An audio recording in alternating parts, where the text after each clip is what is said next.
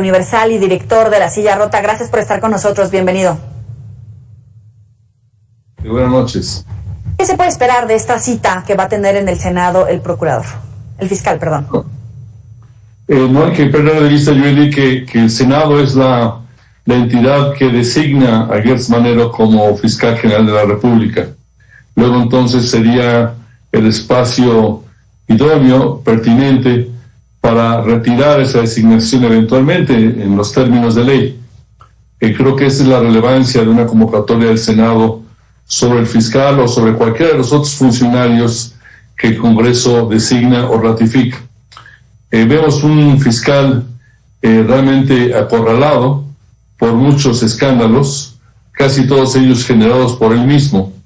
El escándalo de la familia Cuevas Morán, donde tiene en la cárcel a la hija de la que fue su cuñada por más de 50 años, pareja de su hermano Federico, el escándalo con el tema de la Universidad de las Américas que acabas de mencionar en esta exclusiva que publicó el día de hoy el Universal, el escándalo que el propio fiscal se ha echado encima persiguiendo a un grupo de abogados presumiblemente ligados al ex consejero jurídico Julio Scherer, y que ha convencido, todo indica, el propio fiscal a Juan Collado, un abogado muy controvertido, de que acuse a estos abogados y que acusa al propio Scherer de que todos ellos intentaron extorsionarlo. El día de ayer, como sabes, se pospuso la segunda audiencia que estaba prevista en este caso. Pero es una cosa que se va encimando con la otra.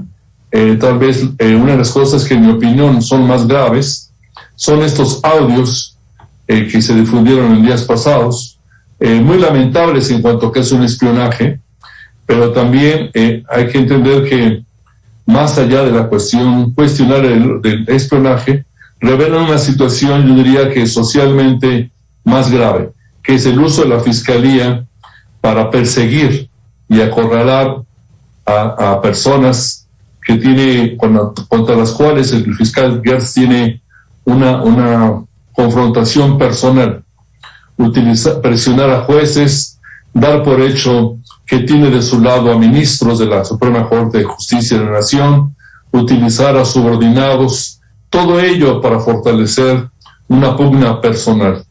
Cuando el caso Cuevas Morán ya no está en las manos de la Fiscalía General, sino en las manos de jueces y de la Corte, como se sabe. Intervenir en ese sentido permite asumir que de lo que está hablando es de ejercer presión, de ejercer chantaje sobre jueces y ministros. Todo esto es un paquete que nunca se había vivido, que creo que se desmorona la idea de una fiscalía que iba a ser, por la vía de la autonomía, una entidad renovadora, una entidad democratizadora, que combatiera la impunidad, que le diera una gran fortaleza moral a esa nueva fiscalía. Creo que estamos viendo exactamente lo contrario, Joel. El encargo de la fiscalía dura 9 años, sin embargo, no llegamos ni a la mitad.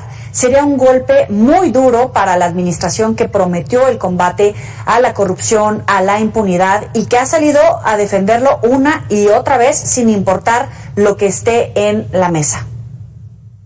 Sí, efectivamente sería un golpe muy importante para la administración López Obrador, pero más importante, por supuesto, la Fiscalía, las instituciones. Yo creo que la administración López Obrador está valorando cuál es el mayor costo político para el presidente y para el gobierno en su conjunto. Seguir apoyando al fiscal Gertz Manero o deslindarse del propio fiscal.